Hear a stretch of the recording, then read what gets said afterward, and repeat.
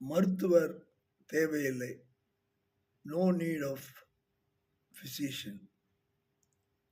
இந்த தலைப்பிலே இந்த நாளில் பகுதியை நாம் பார்ப்போம். ஆதாரமாக நாம் மத்தேயு எழுதின சுவிசேஷம் 9ஆம் அதிகாரம் 12ஆம் வசனம் இப்படியாக சொல்லுகிறது. இயேசு விஞ்ஞானிகளுக்கு வைத்தியம் வேண்டியதே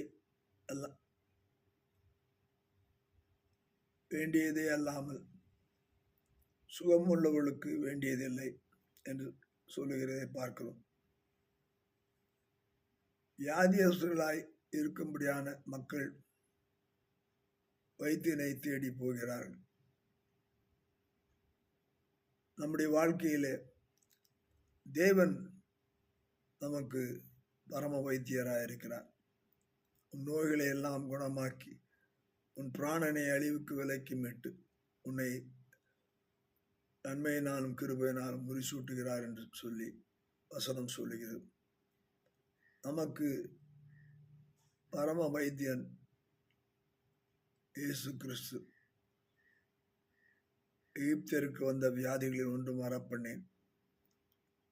அவருடைய வார்த்தை தான் நமக்கு ஔஷதமாக இருக்கிறது என்று சொல்லி வேதவசனத்திலே பார்க்கிறோம்.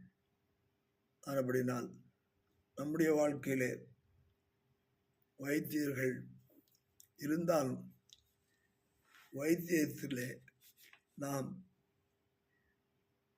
நம்மை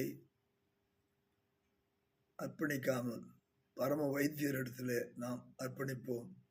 இந்த பரம வைத்தியர் நமக்கு சகலத்தையும் சகல நோய்களையும் குணமாக்கி எல்லா முடியாத நோய்கள் எந்த நோயாலும் எல்லா நோய்களும் அவருக்கு முன்பாக அடிப்படைய எல்லாவற்றுக்கும் மேலான நாமம் நமக்கு கொடுக்கப்பட்டிருக்கிறது. அதை நாம் பயன்படுத்துவோம். வியாதியிலிருந்து விடுதலை பெறுவோம்.